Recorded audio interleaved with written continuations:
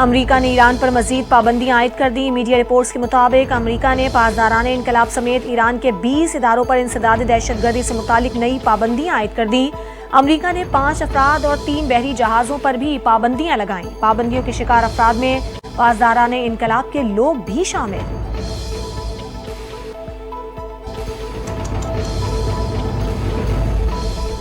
ایران کی جنگ کے 9ویں روز بھی اسرائیل پر میزائل حملوں کی بارش۔ اسرائیلی اہم فوجی مراکز، فضائی اڈے، دفاعی صنعتیں اور کمانڈ اینڈ کنٹرول مراکز پر حملے۔ 25 سے 30 میزائل اسرائیل کے مختلف جنوبی اور شمالی علاقوں میں داغے۔ ایران نے حملہ نئے میزائل سلو سے کیا۔ حملے سے تل ابیب، نقب، حیفا اور ہولون میں شدید نقصان، متعدد افراد زخمی ہوئے۔ ایک میزائل حیفا میں وزارت داخلہ کے ہیڈ کوارٹر کے قریب آ گرا۔ ایرانی مسلح افواج کے مطابق حملوں میں اسرائیل کے 2 فضائی اڈے بھی نشانے پر رہے۔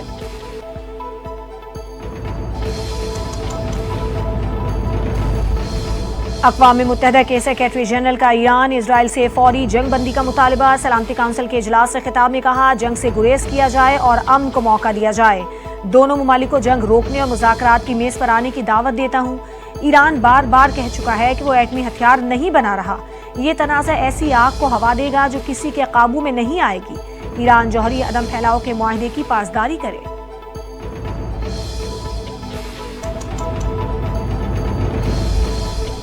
اسرائیل اور ایران کے درمیان بڑھتی کشیدگی۔ برطانیہ ایران سے اپنی سفارتی عملے کو واپس بلا لیا۔ غیر ملکی خبر رساں ادارے کے مطابق سوئٹزرلینڈ نے بھی تہران میں اپنا سفارت خانہ عارضی طور پر بند کرنے کا اعلان کر دیا۔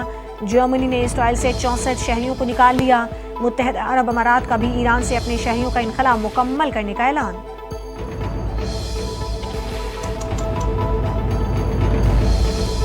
غزہ میں صہیونی فوج کے حملوں میں مزید 31 فلسطینی شہید ہو گئے۔ غیر ملکی خبر رساں ادارے کے مطابق اسرائیلی فوجی طیاروں نے غزہ میں رہائشی عمارتوں پر بمباری کی۔ شمالی غزہ کی پٹی میں جبالیہ البلد میں شدید فضائی حملے کیے گئے، جس کے نتیجے میں مزید 31 فلسطینی شہید ہو گئے۔ رپورٹس کے مطابق گزشتہ 24 گھنٹوں کے دوران اسرائیلی حملوں میں 92 فلسطینی شہید ہو چکے۔ یونیسیف نے غزہ میں غذائی قلت کے شکار فلسطینی بچوں کی تعداد خطرناک حد تک بڑھنے سے بھی خبردار کر دیا۔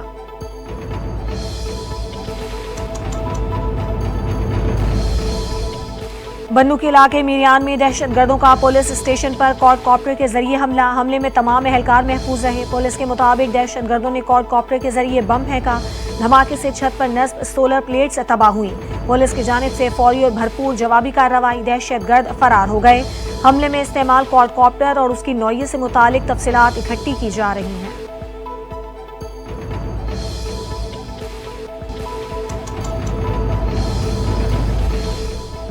بھارتی دعوے غلط اور بے بنیاد ہیں۔ پاکستان نے نہ تو خود جنگ بندی کی پیشکش کی اور نہ کسی تیسرے فریق سے ایسا کرنے کو کہا۔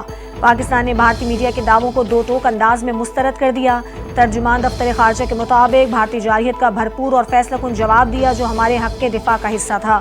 امریکی وزیر خارجہ مارکو روبیو نے ساکھدار سے رابطہ کر کے کہا، بھارت جنگ بندی پر آمادہ ہے، بشرط یہ کہ پاکستان بھی تیار ہو۔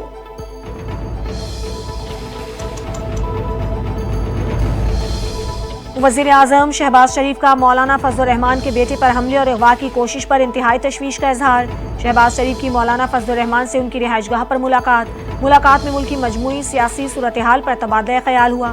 وزیر اعظم نے حملے اور اغوا کی کوشش میں ملوث افراد کو قانون کی گرفت میں لانے کے احکامات دے دیے۔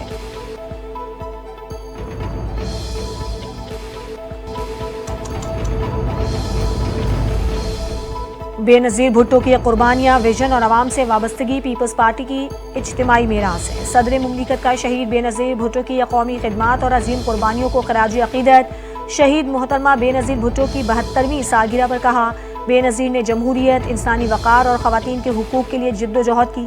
محترمہ نے ملک میں جمہوریت کی بحالی کی تحریکوں کی قیادت کی۔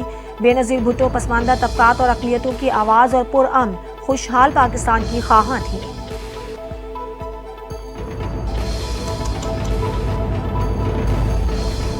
صوبائی بجٹ بانی تحریک انصاف کی مشاورت کے بغیر کسی صورت منظور نہیں ہو سکتا۔ خیبر پختونخوا کے عوام نے بانی کے نظریے اور منشور کو ووٹ دیا۔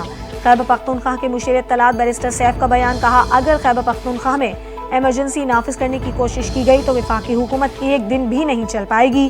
عوام اپنے مینڈیٹ کی توہین کسی صورت برداشت نہیں کریں گے۔ اسمبلی تحلیل کرنے کا اختیار صرف وزیر اعلیٰ کو حاصل ہے۔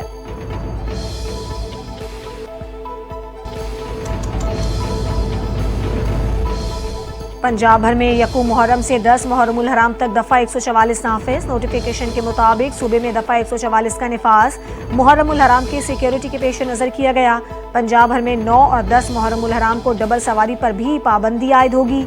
अवामी मकामात पर हर किस्म के हथियार और आतिशगीर मवाद की नुमाइश पर भी पाबंदी होगी।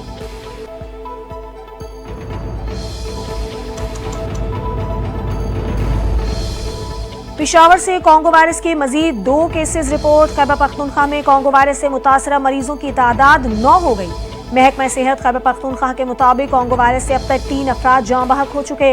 जाँ बहक होने वाले 2 अफराद का ताल्लुक करक और शिमाली वजीरिस्तान से था। हयाताबाद मेडिकल कॉम्प्लेक्स में कॉन्गो वायरस के 3 मरीज जेर इलाज हैं।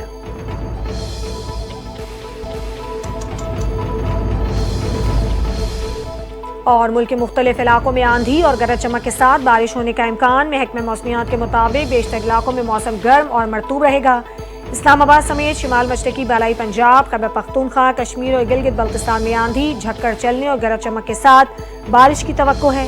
मरी, गलियात, रावलपिंडी, जेहलम, फैसलाबाद, झंग, सियालकोट, लाहौर, सरगोधा में आंधी और बारिश का इम्कान। बलूचिस्तान के मशरकी अजला में मौसम शदीद गर्म रहने का इम्कान जाहिर किया गया।